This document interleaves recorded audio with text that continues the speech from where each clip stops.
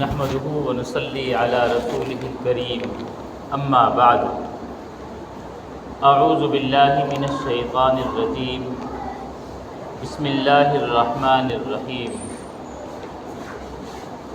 وما ارسلناک الا رحمتا للعالمین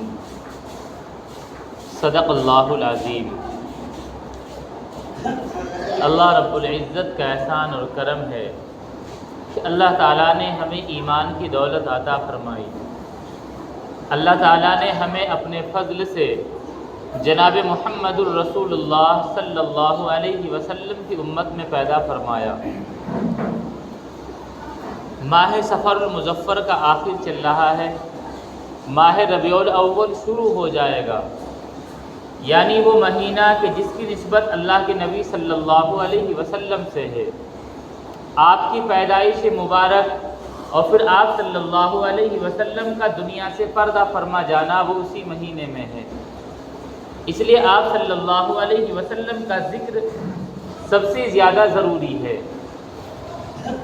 لیکن آپ صلی اللہ علیہ وسلم کے ذکر سے پہلے آپ صلی اللہ علیہ وسلم کا حسب و نسب، آپ کا خاندان، آپ کے خاندان کی وجہ سے ملنے والے آپ کے کچھ القاب، ان پر مختصر روشنی ڈالنی چاہیے، ان کو بھی سمجھنا چاہیے، تاکہ پتہ چلے کہ جس پیغمبر کے ہم یہ لقب لیتے ہیں، یہ نام پکارتے ہیں، وہ کس کس وجہ سے اس پیغمبر کو حاصل ہوئے، اور اس نبی، اس پیغمبر کے جو تمام خوبیوں سے مزین ہے، تمام خوبیاں اللہ نے جس کے اندر رکھی ہیں، جس کی ذات اعلیٰ، جس کی صفات اعلیٰ، جس کا نام اعلیٰ، جس کا خاندان اعلیٰ، اب وہ اعلیٰ خاندان کیسے ہے اس کو بھی سمجھنا چاہیے۔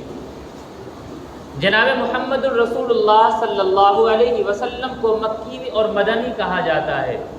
اس پر تو تفصیلی گفتگو انشاءاللہ آئندہ آئے گی جب آپ کی پوری زندگی ذکر کی جائے گی۔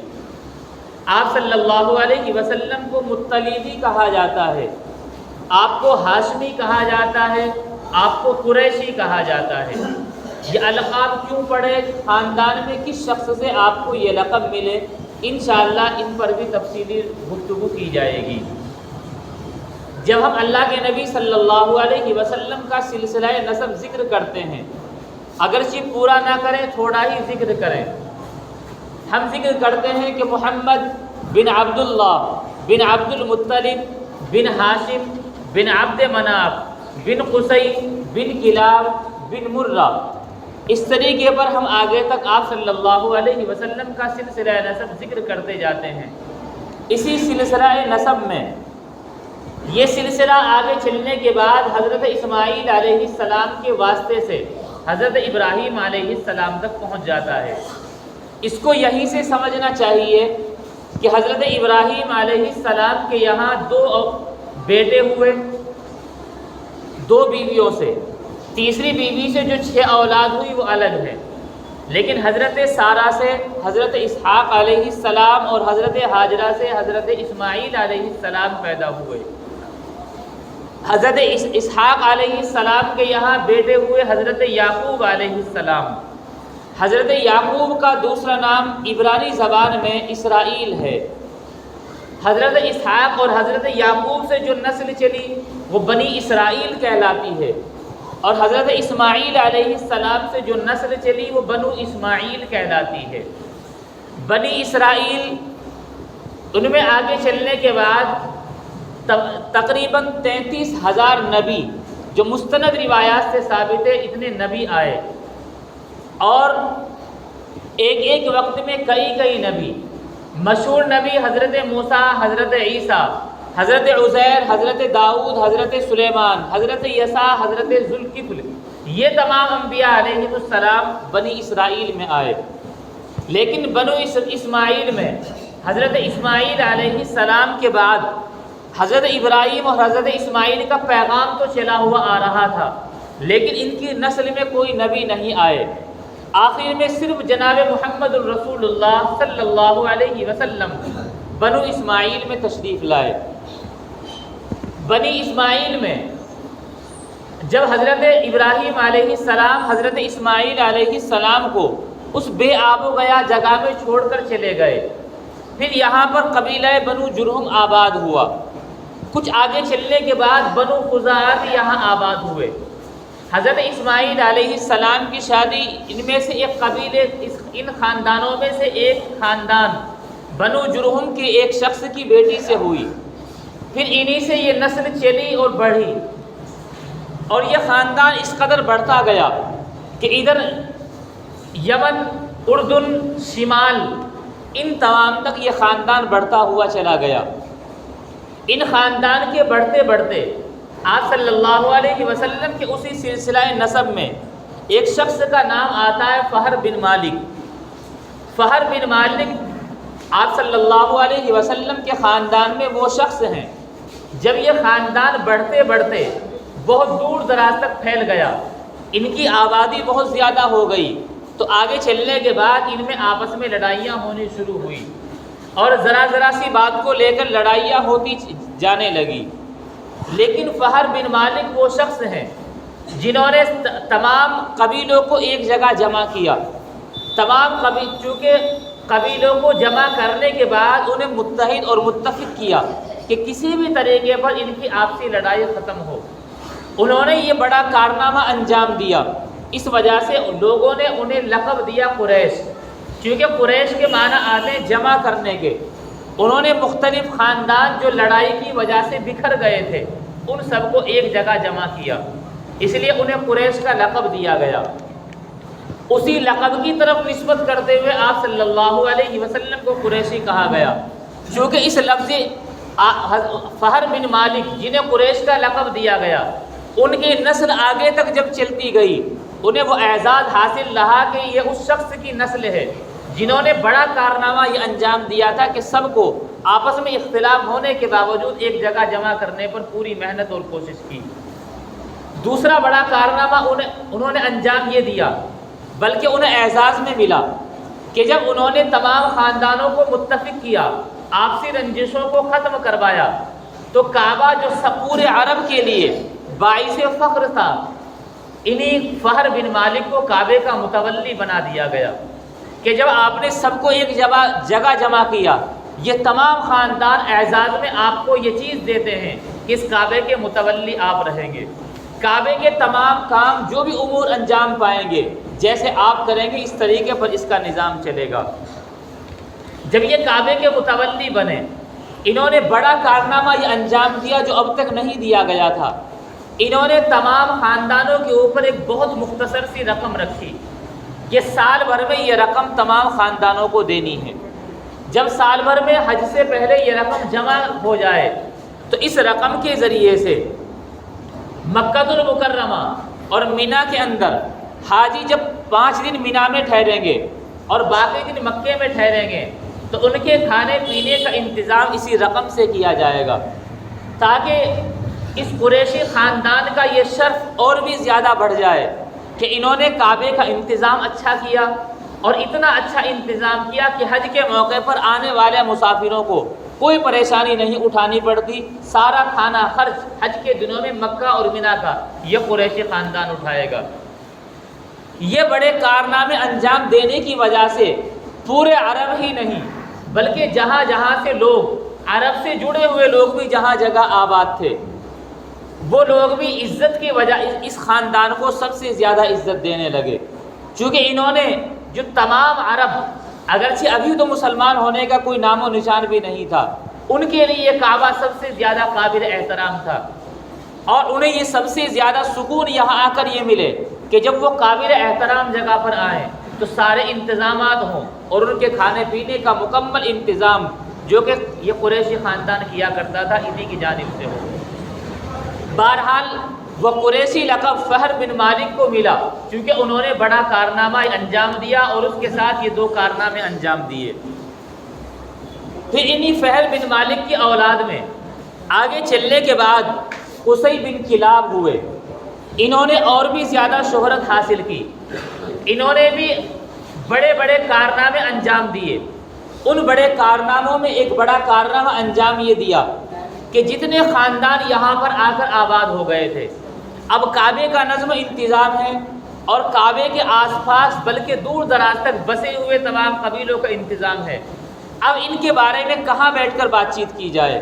انہوں نے ایک جگہ لی اور اس جگہ پر ایک دارالمشورہ قائم کیا کہ یہاں پر مشورے کیے جائیں گے، اور اس کا نام دارالندوہ رکھا۔ اب کعبے کے جتنے بھی انتظام ہوں گے، حج سے پہلے جو میٹنگیں ہوں گی وہ تمام اسی دارالندوہ میں ہوں گی۔ بلکہ اس سے بڑھ کر اگر کوئی بھی قافلہ، چونکہ ان کا سب سے اہم کام بزنس اور تجارت تھا، تجارت کے لیے جو بھی قافلہ جائے گا وہ یہیں سے تیار ہوگا، جو لوگ جانا چاہیں گے وہ یہیں پر جمع ہوں گے۔ اب عرب کے ان تمام قبیلوں میں قصی بن کلاب کو یہ شہرت حاصل ہوئی کہ انہوں نے اتنا اچھا کارنامہ انجام دیا کہ سارے عرب جب بھی کوئی کارنامہ انجام دیتے ہیں اسی جگہ پر ان کے آغاز ہوتا ہے، یہیں پر مشورہ ہوتا ہے۔ بہرحال انہوں نے پہلا کام یہ کیا کہ دارالندوہ قائم کیا۔ دوسرا کام یہ کیا کہ حاجیوں کے لیے زمزم کا انتظام ہو، اور اس زمزم کے انتظام کے علاوہ جو کچھ کام اب تک خانہ کعبہ کا چلا آ رہا تھا یہ بھی ہو۔ لیکن اب حاجیوں کی تعداد بڑھنے لگی اور عرب کی سرزمین پر پانی نہیں ہے، اب کیا کیا جائے؟ انہوں نے چمڑے کے بڑے بڑے حوض بنوائے تاکہ حج کے موسم سے پہلے ہم یہاں پر اگر بارشیں، چونکہ آس پاس بڑی بڑی پہاڑیاں تھیں، پانی جمع ہو جاتا تھا، وہاں سے پانی لا کر ان حوضوں میں جمع کیا جائے تاکہ حج کے موقع پر دور دراز سے آنے والے حاجیوں کو پانی کی کسی طرح کی کوئی دقت نہ ہو۔ کھانا پینا بھی ہو رہا ہے اسی قریشی خاندان کی طرف سے، اور اسی طریقے پر حج کے موسم میں پانی کی دقت جو آیا کرتی تھی وہ بھی ختم ہو جانے لگی۔ پھر عرب کے لیے اتنا بڑا کارنامہ انجام دیا کہ ایک دارالندوہ قائم کیا۔ اس لیے قریشی خاندان میں چل کر قصی بن کلاب کو اور زیادہ شہرت اور عزت حاصل ہوئی۔ اسی قصی بن کلاب نے ایک کارنامہ اور انجام یہ دیا کہ یہ قبیلے جو دور دراز آباد تھے، چونکہ خانہ کعبہ سے دور دراز یہ رہا کرتے تھے، ان تمام قبیلوں میں جا کر محنت کی اور ان سے کہا کہ کعبے کے آس پاس آ کر اپنے مکانات بنا لو، کعبے کے ارد گرد اپنے مکانات رہنے کے لیے تیار کرو تاکہ آنے والے لوگ یہاں پر سنسان اور اجنبی پر محسوس نہ کریں اور یہ ایک اچھی خاصی آبادی کے اندر آ جائے۔ قصی بن کلاب نے تمام لوگوں کو بغیر کسی قبیلے میں تفریق کیے ہوئے سب کو خانہ کعبہ کے ارد گرد آ کر بسایا۔ اسی لیے بعض لوگ کہتے ہیں کہ اصل قریشی یہ مشہور ہوئے، ان سے پہلے فہر بن مالک قریشی ہوئے تھے، نام سے مشہور ہوئے تھے، لیکن زیادہ شہرت قریشی کے نام سے قصی بن کلاب کو حاصل ہوئی۔ بہرحال یہ وہ لوگ ہیں جو اللہ کے نبی صلی اللہ علیہ وسلم کے سلسلہ نسب میں آیا کرتے ہیں، یہ اتنے بڑے کارنامے انجام دے رہے ہیں، اس وجہ سے شہرت حاصل ہو رہی ہے۔ آگے چلنے کے بعد قصی بن کلاب کے بیٹے نسل میں عبد مناف ہوتے ہیں۔ عبد مناف کے بڑے بیٹے جنہیں ہاشم کہا جاتا ہے، جن کی طرف نسبت کرتے ہوئے اللہ کے نبی صلی اللہ علیہ وسلم کو ہاشمی کہا جاتا ہے، یہ ہاشمی وہ تھے۔ ہاشم اللہ کے نبی صلی اللہ علیہ وسلم کے پردادا وہ تھے کہ انہوں نے دو اہم بڑے بڑے کارنامے تو بہت انجام دیے، لیکن دو بڑے کارنامے یہ انجام دیے کہ انہوں نے مختلف ممالک کا سفر کیا، یہ روم بھی گئے، حبشہ بھی گئے، شام اور مصر گئے، وہاں جا کر بادشاہوں سے ملاقات کی۔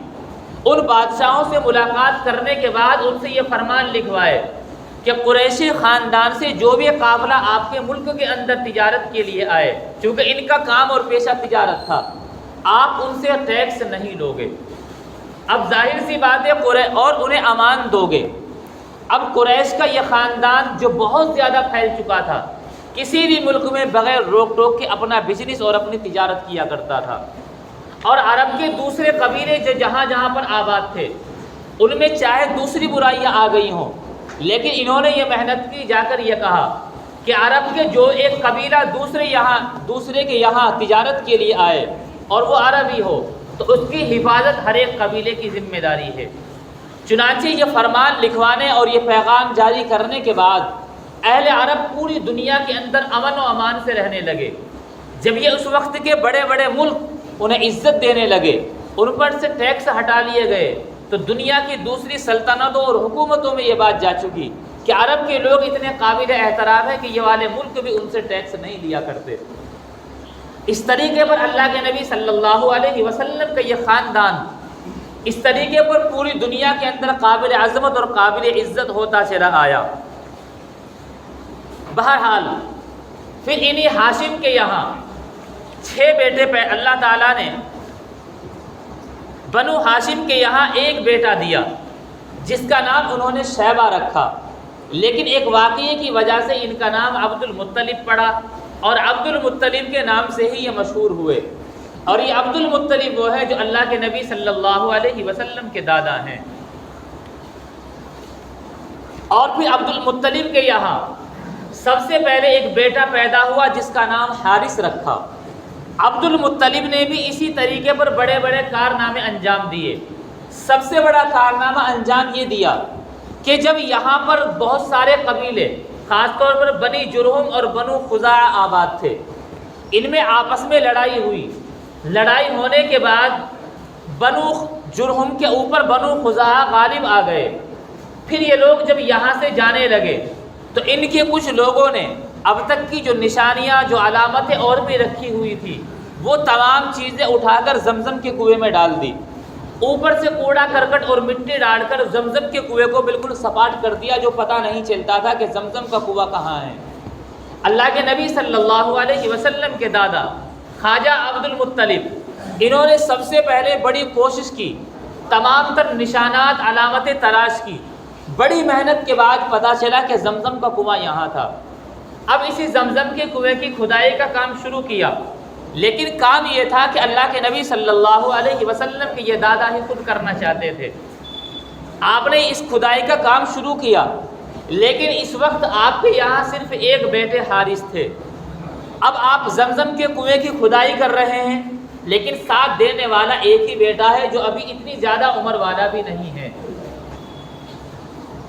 اب ایسے موقع پر خواجہ عبد المطلب نے اللہ تبارک و تعالیٰ سے ایک نظر اور ایک منت مانی کہ اگر اللہ تعالیٰ مجھے 10 بیٹے دے، میں ان 10 میں سے، اور جب وہ اس قابل ہو جائیں کہ میرے ساتھ ہاتھ بٹانے لگے، تو میں ان 10 میں سے ایک بیٹے کو اللہ تعالیٰ کی راہ میں قربان کر دوں گا۔ اس بیٹے کو اللہ کی راہ میں قربان کر دیا جائے گا۔ چنانچہ خواجہ عبد المطلب نے یہ منت مانی۔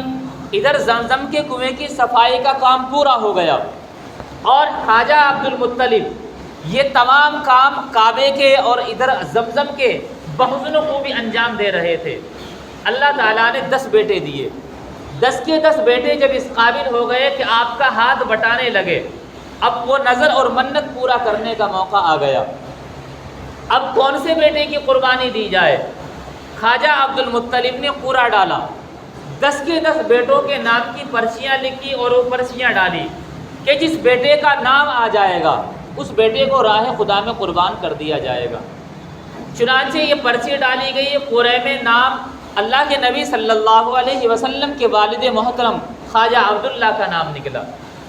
یہ سب سے چھوٹے بیٹے تھے اور خواجہ عبد المطلب کے بڑے چہیتے بیٹے تھے، اور حسن و خوبی اللہ نے اتنا دیا تھا کہ عرب کے اندر خواجہ عبد المطلب جو کہ بڑے جاہ و جلال اور سرخ رنگ والے تھے، ان کے بعد سب سے زیادہ یہ حسن اللہ کے نبی صلی اللہ علیہ وسلم کے والد محترم خواجہ عبداللہ کے اندر تھا۔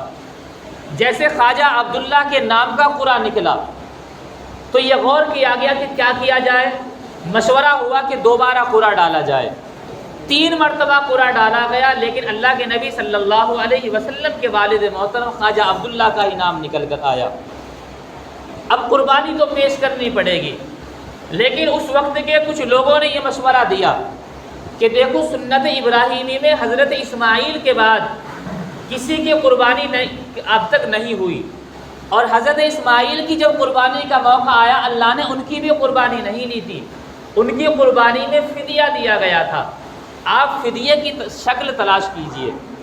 اب آپ غور کیجئے، اللہ کے نبی صلی اللہ علیہ وسلم ایک ذبیح اللہ کے نہیں بلکہ 2 ذبیح اللہ کے بیٹے ہیں۔ آپ کے والد محترم بھی اللہ کی راہ میں قربان ہونے والے، اور آپ کے آگے چلنے کے بعد حضرت اسماعیل بھی ذبیح اللہ ہیں۔ بہرحال مشورے میں طے ہوا کہ ایک کام کیا جائے۔ اس وقت کے بہت بڑے عالم جو کہ اس وقت عرب کے اندر پڑھے لکھے سمجھے جاتے تھے اور بڑے حکمت والے سمجھے جاتے تھے، انہوں نے مشورہ دیا کہ آپ ایک کام کرو، ایک طرف 10 اونٹوں کا نام، 10 اونٹ لکھو ایک پرچی پر، اور ایک پرچی پر خواجہ عبداللہ کا نام لکھو، صرف ان 2 پرچیوں کا قرعہ ڈالو۔ اب آپ دیکھو کس کا نام نکلتا ہے۔ اگر نام نکل آئے، 10 اونٹوں والی پرچی نکل آئے تو 10 اونٹ قربان کر دو، اللہ تعالیٰ فدیے میں 10 اونٹ قربان مان لیں گے، اور خواجہ عبداللہ کا فدیہ یہی مانا جائے گا۔ اور اگر خواجہ عبداللہ کا نام نکلے تو 10 اونٹ اور بڑھا دو۔ چنانچہ ایسا ہی کیا گیا، پرچی میں نام دیکھا تو خواجہ عبداللہ ہی کا نکلا۔ مشورے سے طے ہوا تھا کہ 10 اونٹ اور بڑھا دیے جائیں۔ اب 10 اونٹ اور بڑھا کر 20 اونٹوں والی پرچی ڈالی گئی، اس مرتبہ بھی خواجہ عبداللہ کا نام نکلتا ہے۔ اسی طرح 10 اونٹ بڑھاتے گئے، جب 100 اونٹوں والی پرچی اور خواجہ عبداللہ کے نام کی پرچی ڈالی گئی تو اب 100 اونٹ والی پرچی نکلی۔ جتنے لوگ وہاں موجود تھے، جن لوگوں کو اس پورے معاملے کا خبر تھا، یہ خبر تھی، سب خوشی سے جھوم اٹھے کہ اب اللہ تبارک و تعالی حضرت عبداللہ کا فدیہ 100 اونٹوں سے لینا چاہتے ہیں۔ اللہ کے نبی صلی اللہ علیہ وسلم کے جد امجد میں حضرت اسماعیل کا فدیہ اللہ تعالیٰ نے خود دیا تھا، جنت سے ایک مینڈھا آیا، اور اللہ کے نبی صلی اللہ علیہ وسلم کے والد محترم کا فدیہ 100 اونٹ دیے گئے تھے۔ اور عرب کے اندر 100 اونٹ بہت بڑے حیثیت رکھتے ہیں، یہ اتنی حیثیت رکھتے ہیں، مختصر سا واقعہ آپ سمجھ جائیں گے کہ جب اللہ کے نبی صلی اللہ علیہ وسلم ہجرت کے لیے چلے اور پورے مکے میں ہو گیا کہ اللہ کے نبی صلی اللہ علیہ وسلم مکہ چھوڑ کر جا چکے ہیں، تب یہ اعلان کرایا گیا کہ جو شخص محمد الرسول اللہ کو چاہے زندہ یا قتل کر کے لے آئے اسے 100 اونٹ انعام میں دیے جائیں گے۔ اب ہر قبیلے کا ہر شخص انعام کے لالچ میں چاروں طرف دوڑ پڑا۔ یہ وہ 100 اونٹ تھے جو اللہ کے نبی صلی اللہ علیہ وسلم کے والد محترم کے فدیے میں دیے گئے۔ اللہ کے نبی صلی اللہ علیہ وسلم کا خاندان وہ قابل احترام اور قابل عظمت ہے کہ آپ کے اگر والد محترم کو دیکھا جائے تو انہوں نے بھی سنت ابراہیمی اور سنت اسماعیلی زندہ کی کہ ان کا فدیہ دیا گیا، ورنہ وہ بھی ذبیح اللہ کہلانے کے مستحق اور حقدار ہیں۔ آپ صلی اللہ علیہ وسلم کے دادا، انہوں نے خانہ کعبہ کے تمام امور انجام دینے کے ساتھ ساتھ یہ احسان فرمایا کہ زمزم کے کنویں کا پتہ لگایا اور بڑی محنت کے ساتھ اس کی کھدائی کی، اور اسی زمزم کا کنواں اس وقت سے لے کر آج تک نہ تو بند ہوا اور ساری دنیا اس کا پانی استعمال کر رہی ہے۔ آپ کے دادا حضرت ہاشم، آپ کے پردادا حضرت ہاشم، یہ وہی ہیں جنہوں نے کعبے کے تمام امور انجام دینے کے ساتھ ساتھ جو بڑے کارنامے انجام دیے وہ یہ ہے کہ عرب کو پوری دنیا کے اندر عزت دلوائی۔ کسی ملک کے اندر چلے جائیں ان سے ٹیکس نہیں لیا جاتا۔ آپ کے پردادا سے اوپر چلنے کے بعد قریشی کہلانے والے حضرات وہ شخص ہیں جنہوں نے سارے عرب کو مختلف ہونے کے بعد ایک جگہ جمع کیا۔ انہوں نے ان کے لیے دار الندوہ اور مشورہ گھر قائم کیا، تمام تر انتظامات کرائے، حاجیوں کے لیے پانی کے حوض بنوائے، یہاں تک کہ حاجیوں کے لیے کھانے پینے کا انتظام اپنے قبیلے کے اوپر رکھا کہ سالانہ تھوڑی سی رقم دی جائے جس سے آنے والے ہر حاجی کو کھانا کھلایا جائے۔ یہ اللہ کے نبی صلی اللہ علیہ وسلم کا قابل عظمت اور بلند پایا خاندان ہے۔ پھر اسی خاندان کے اندر اللہ تبارک و تعالیٰ نے اپنے محبوب کی ولادت فرمائی اور آپ صلی اللہ علیہ وسلم کی پیدائش ہوئی۔ اللہ تبارک و تعالیٰ ہم سب کو اپنے محبوب کی عظمت اور محبت نصیب فرمائے۔ وآخر دعوانا الحمد للہ رب العالمین۔